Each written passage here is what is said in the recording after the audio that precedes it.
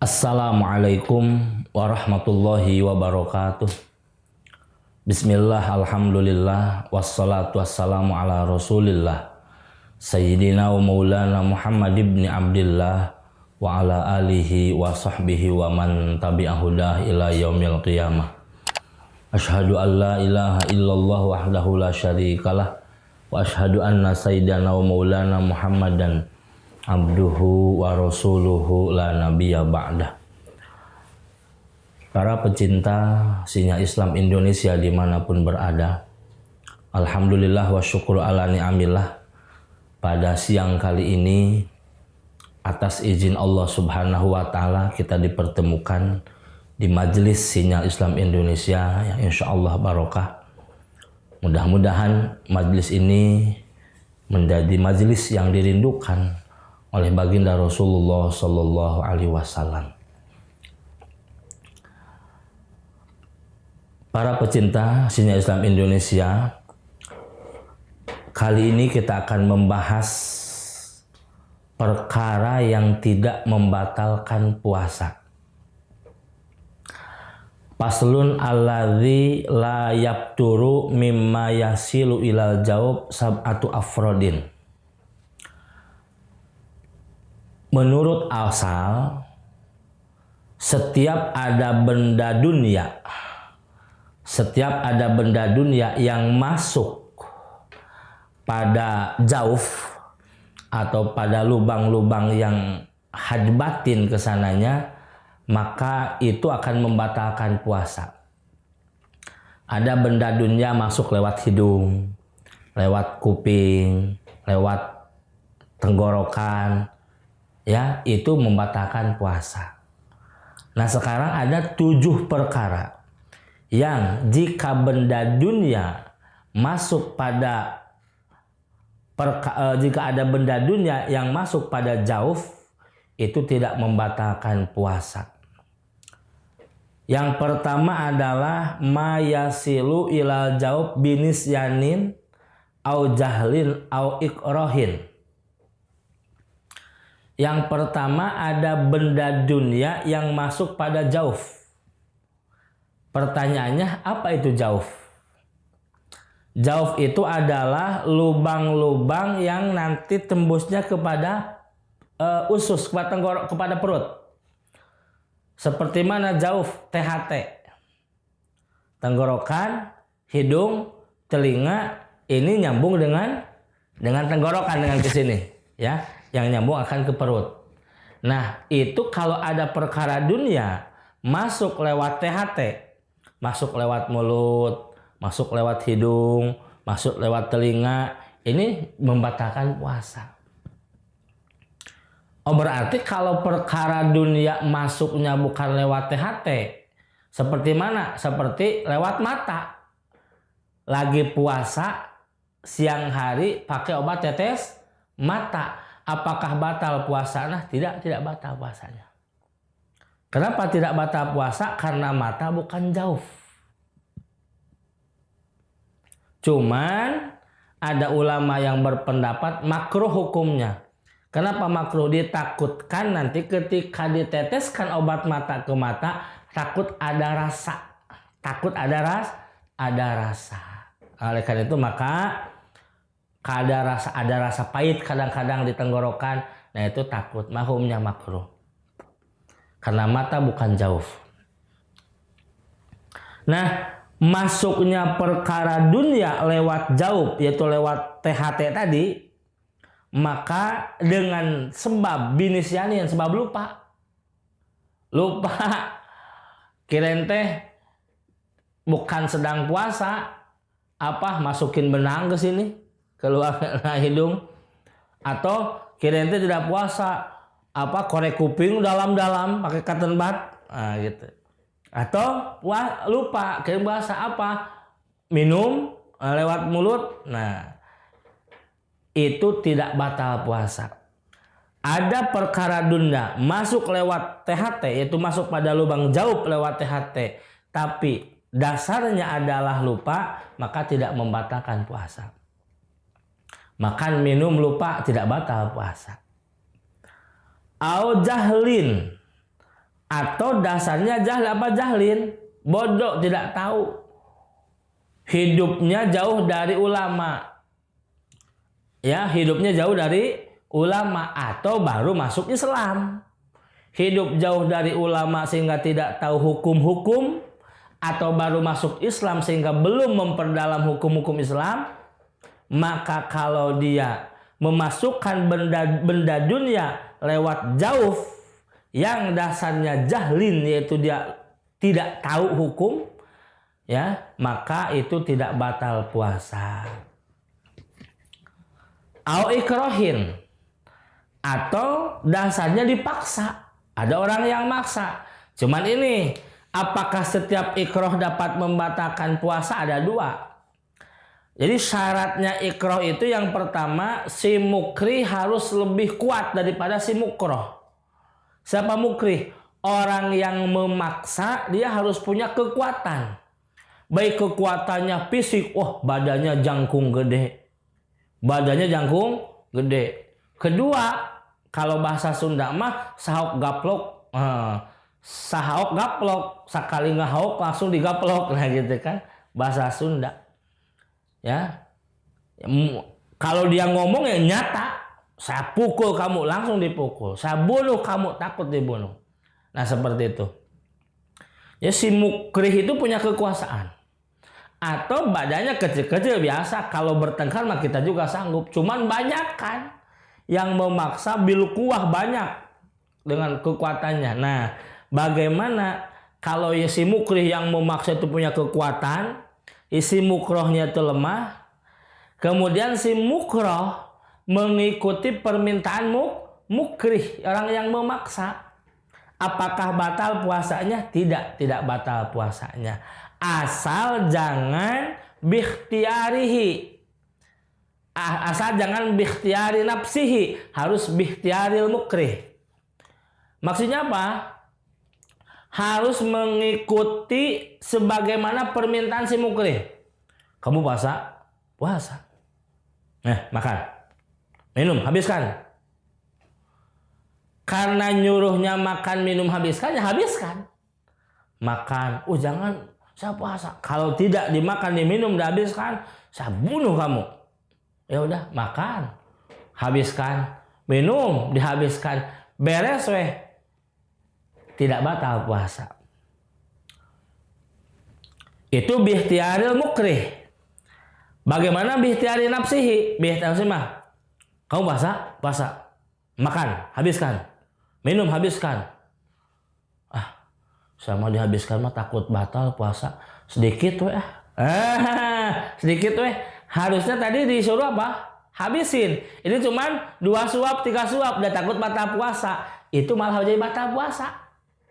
Kenapa batal puasa? Karena dia makan minum bukan bikhtiaril mukrih, pilihan si mukrih, tapi dia makan minum bikhtiari nafsi. Kan dipaksa oleh si mukrih. Si mukrih mah maksa untuk dihabisin. Nasinya dihabisin, airnya dihabisin. Kamu nasinya cuma 3 suap. Airnya cuma seteguk, takut batal puasa, malah jadi batal puasa.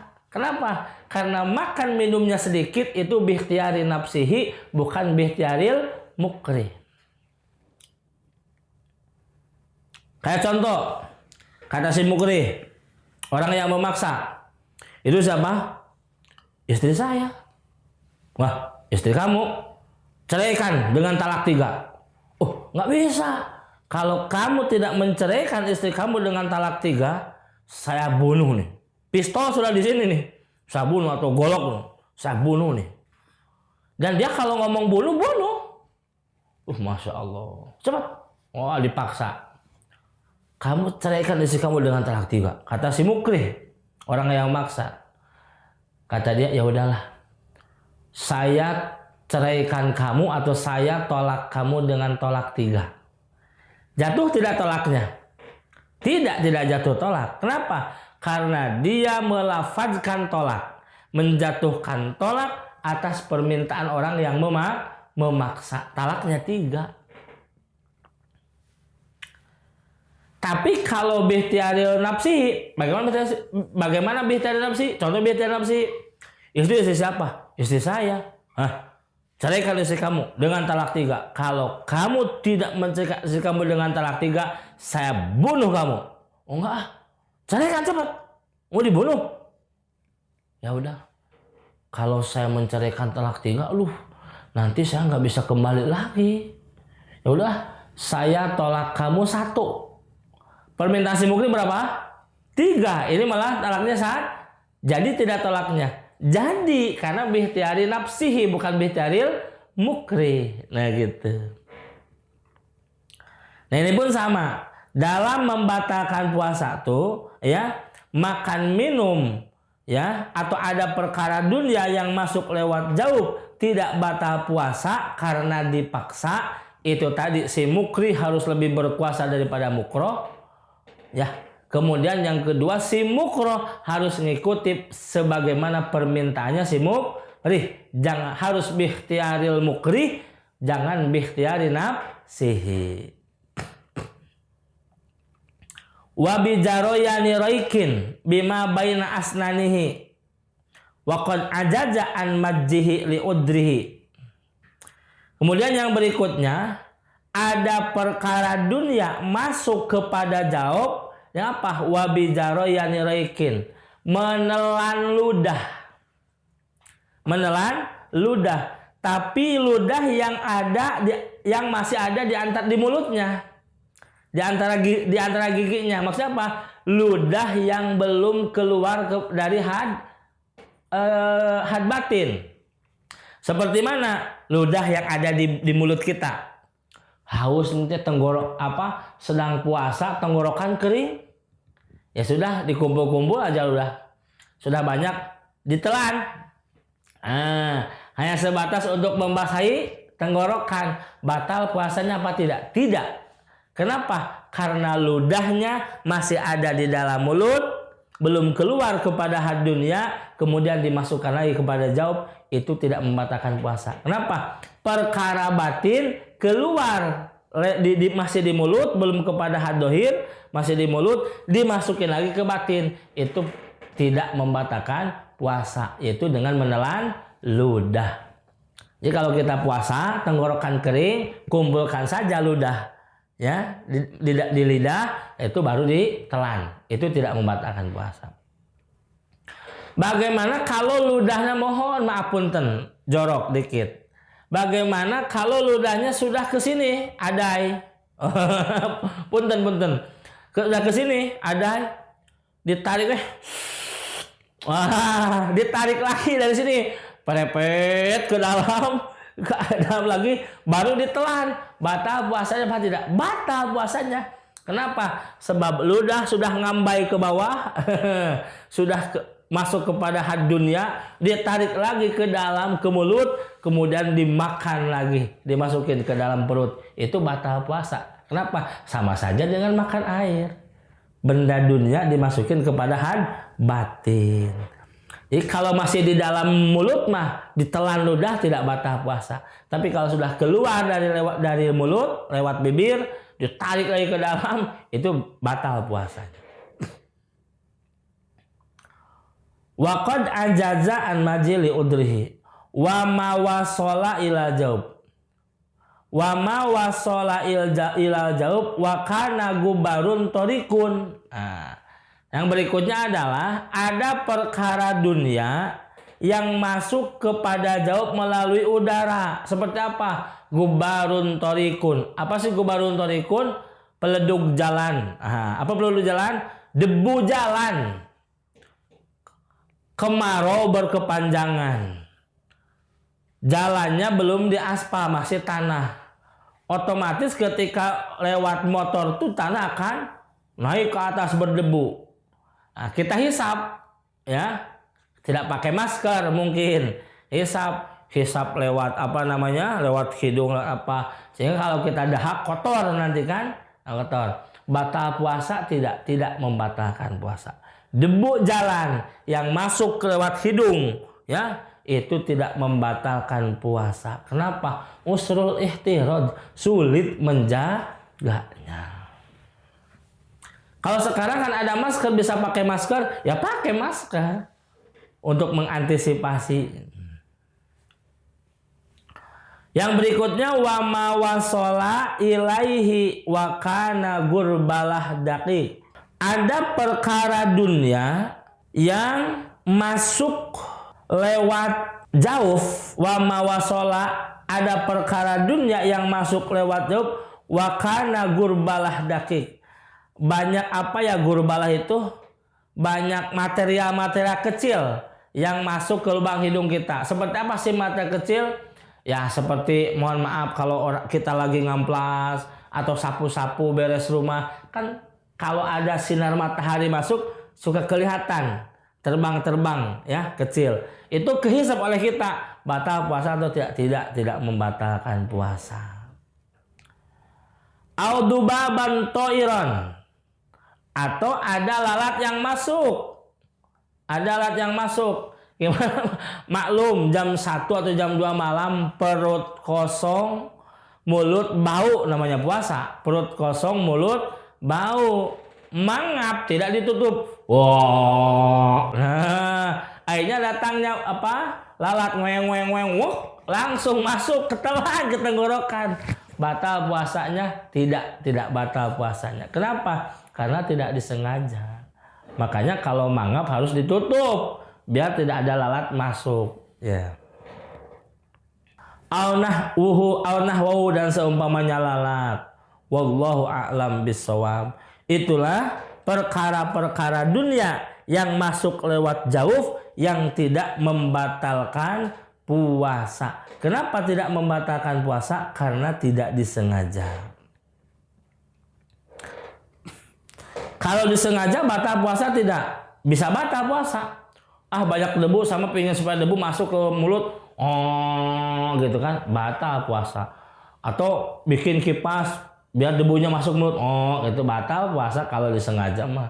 Karena dia menyengaja supaya ada benda dunia masuk ke dalam jauh. Kan tidak kenyang, meskipun tidak mengenyangkan, tapi tetap batal puasa kalau disengaja.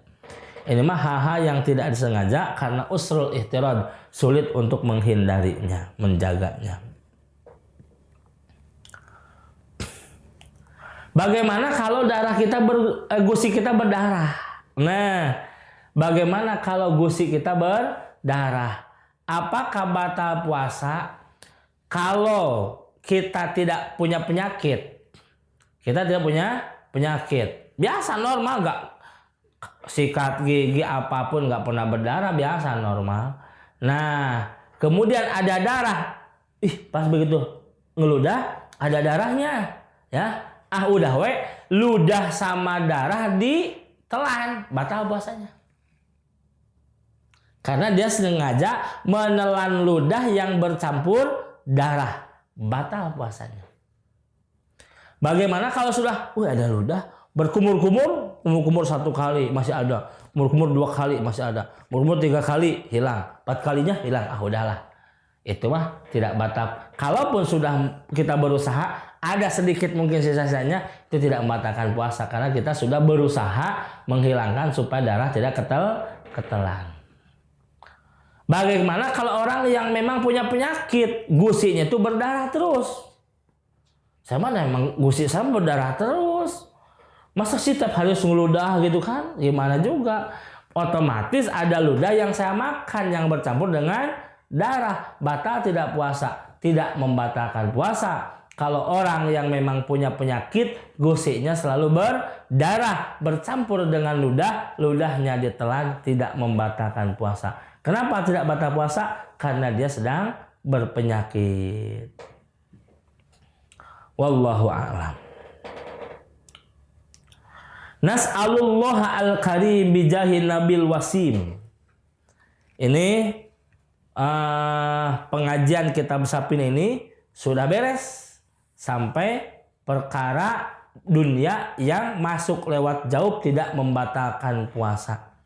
Nas'alullah al-karim. Kami meminta kepada Allah. Allah yang maha karim, yang maha bijaksana, yang maha memberi dengan rahmat Allah, bijahi nabil wasim, dengan kemuliaan, keagungan Nabi Muhammad sallallahu alaihi wasallam yang punya akhlak yang baik. ayyahrujani minad dunya wa walidi wa ahbabi wa man ila intama, mudah-mudahan wa ayyaghfir li wa lahum muqhimatin, mudah-mudahan Allah mewafatkan kita, ya, mengeluarkan kita dari darud dunia, dari alam dunia yang fana ini, kemana? Menuju ke alam akhirat, kemudian singgah sana dulu di alam barzah. Mudah-mudahan Allah mewafatkan kita dalam keadaan husnul khotimah wa husnul akibah, wafat dalam keadaan membawa iman Islam dan membawa amal soleh. Supaya apa? Supaya kita senang di akhirat.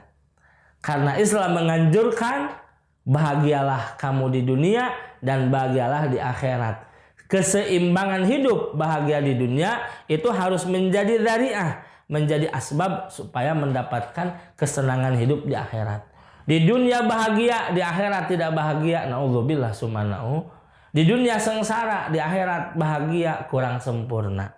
Di dunia bahagia, di akhirat bahagia, inilah yang sempurna. Dan Rasul mengajarkan dengan doanya, Rabbana atina fid dunya hasanah wa fil akhirati hasanah wa qina adzabannar. Silahkan kamu berdoa apapun, minta kepada Allah sebanyak apapun. Apapun minta kepada Allah. Tapi akhiri doa kamu dengan Rabbana atina fid dunya hasanah. Ya Allah, ya Tuhan kami, berikanlah kepada kami fid dunya hasanah, kebaikan di dunia. Apa sih kebaikan di dunia?